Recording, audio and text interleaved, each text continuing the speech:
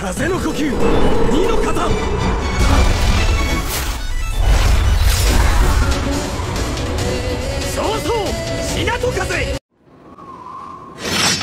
Halo semuanya para penonton setia Sudut Cerita. Terima kasih atas kesabarannya dalam menunggu alur cerita anime Kimetsu no Yaiba, Hashira Training Art. Pengerjaan video ini tertunda karena ada salah satu video alur cerita saya yang terkena blok. Jadi saya memutuskan untuk mengedit video itu terlebih dahulu. Oke, tanpa banyak basa-basi lagi kita langsung saja ke alur ceritanya.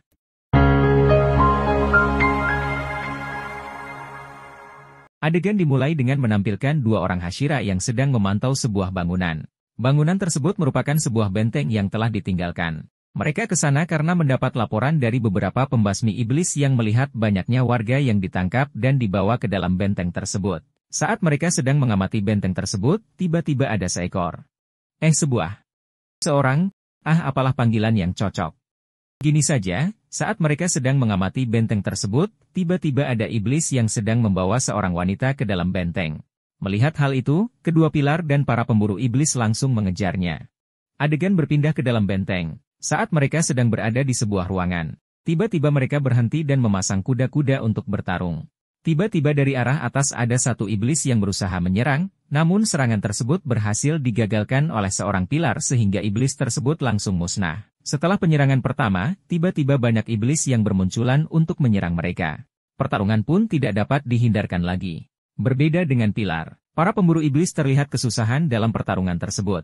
Oleh karena itu, sang pilar ular menyuruh mereka untuk kembali dan menyerahkan sisanya kepada pilar ular dan pilar angin. Tak lama setelah itu terdengar suara teriakan wanita yang membuat pilar angin langsung bergerak ke arah suara tersebut. Karena dia dihadang oleh beberapa iblis. Dia pun mengeluarkan teknik pernapasan angin jurus kedua yang langsung memusnahkan beberapa iblis yang ada di sana. Karena iblis yang terus bermunculan, pilar ular langsung membantu pilar angin dan mengeluarkan teknik pernapasan ular jurus kelima, yang berhasil membuat semua iblis yang ada di ruangan tersebut musnah. Mereka melanjutkan pengejaran iblis yang sampai ke atas benteng. Pilar ular menyarankan agar pilar angin menyelamatkan wanita yang dibawa oleh iblis, sedangkan dirinya akan mengatasi iblis yang terus mengejar mereka. Saat pilar angin berhasil mengejar, tiba-tiba iblis tersebut melemparkan wanita yang dia bawa. Beruntungnya pilar ular datang dan berhasil menangkap wanita tersebut. Sesaat setelahnya iblis yang melepar wanita tersebut langsung melompat ke dalam atap yang rusak. Mengetahui hal tersebut kedua pilar langsung mengejar, namun saat mereka melompat, mereka melihat sebuah domain yang dipenuhi ruangan-ruangan yang rumit serta ada banyak iblis yang menghuni domain tersebut.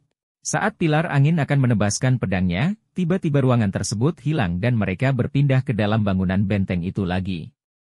Adegan berpindah ke rumah kediaman Shinobu. Shinobu menjelaskan kepada Kanao yang baru pulang menjalan misi. Di sini Shinobu berkata bahwa Tokito, Kanroji, dan Tanjiro berhasil mengalahkan dua iblis bulan atas di desa penempa pedang. Kemudian Nezuko berhasil menaklukkan matahari. Shinobu kembali menambahkan bahwa ada kemungkinan Kibutsuji Musan akan megerahkan bawahannya untuk menangkap Nezuko. Maka dari itu dia meminta agar Kanao untuk menjaga Nezuko untuk sementara waktu. Adegan berpindah ke rumah kediaman Ubuyashiki. Di sana akan diadakan pertemuan pilar. Saat ini jumlah pilar yang tersisa tinggal 7 orang. 7 orang tersebut adalah Himejima Gyomei sang pilar batu, Shinazugawa Sanemi sang pilar angin, Kanroji Mitsuri sang pilar cinta, Tokito Muichiro sang pilar kabut, Iguro Obanai sang pilar ular, Kocho Shinobu sang pilar serangga, Tomioka Gyu sang pilar air. Tak lama setelah mereka berkumpul tiba-tiba datanglah seorang wanita dengan 2 orang pengawal di belakangnya. Dia adalah Ubuyashiki Amane. Dia berkata bahwa dirinya yang akan mewakili Ubuyashiki Kagaya. Dia menambahkan bahwa alasan Ubuyashiki Kagaya tidak bisa hadir adalah karena kondisi tubuhnya yang semakin memburuk. Agenda rapat kali ini akan membahas tentang Nezuko yang berhasil menaklukkan sinar matahari, kemudian bercak tanda aneh yang muncul di sebagian pemburu iblis. Amane menjelaskan bahwa di era sekarang orang yang pertama memunculkan bercak tersebut adalah Tanjiro, kemudian disusul oleh Kanroji dan Tokito.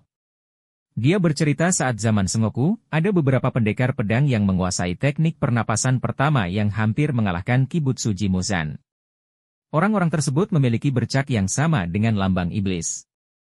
Namun, informasi mengenai cara memunculkan bercak tersebut sangat terbatas. Namun berdasarkan beberapa catatan, ketika salah seorang pemburu iblis berhasil memunculkan bercak tersebut, maka hal tersebut akan memicu kemunculan bercak pada pemburu iblis yang lain. Oleh karena itu, tujuan utama dari rapat kali ini adalah mencari cara agar bercak tersebut bisa muncul di semua pemburu iblis. Saat Amane bertanya tentang bagaimana cara memunculkan bercak tersebut, Kanroji langsung menjelaskan, namun karena penjelasannya tidak dapat dipahami, mereka semua langsung kebingungan. Sedangkan Tokito tidak menyadari adanya kemunculan bercak pada tubuhnya. Namun, saat dia mengingat kembali pertarungan di desa penempa pedang, dia menjelaskan bahwa kemungkinan ada persyaratan atau kondisi tertentu untuk memunculkan bercak pada pemburu iblis. Dan dia pun menjelaskan apa yang terjadi saat itu. Dia bercerita bahwa saat itu dia terkena racun dan tidak bisa bergerak. Dia mencoba untuk memperlambat peredaran darah dengan teknik pernapasan kabut miliknya. Dia menyaksikan anak laki-laki yang berusaha menyelamatkannya akan dibunuh. Setelah itu dia tidak bisa mengontrol emosinya karena tenggelam dalam kemarahan. Di saat yang bersamaan juga dia merasakan detak jantungnya berada pada 200 kali per menit dan suhu tubuhnya lebih dari 39 derajat. Shinobu langsung menyela cerita Tokito. Dia berkata seharusnya dia mati kalau mengalami kondisi tubuh seperti itu.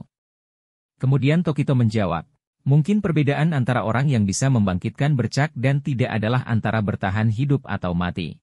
Setelah mendengar hal tersebut, para pilar sepakat bahwa membangkitkan bercak adalah prioritas utama saat ini. Namun Amane berkata bahwa setiap pemburu iblis yang telah membangkitkan bercak sudah tidak memiliki pilihan lagi.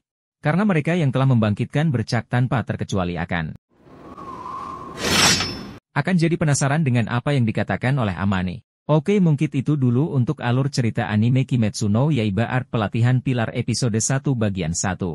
Lah kenapa gak diberesin Bang Fei? Yah mau bagaimana lagi? Waktu editingnya terbatas, jadi harap bersabar untuk bagian keduanya. Terima kasih yang sudah menonton sampai akhir. Klik like, komen, dan subscribe kalau kalian suka alur cerita anime Kimetsu no Yaiba. Terima kasih dan sampai ketemu di video selanjutnya.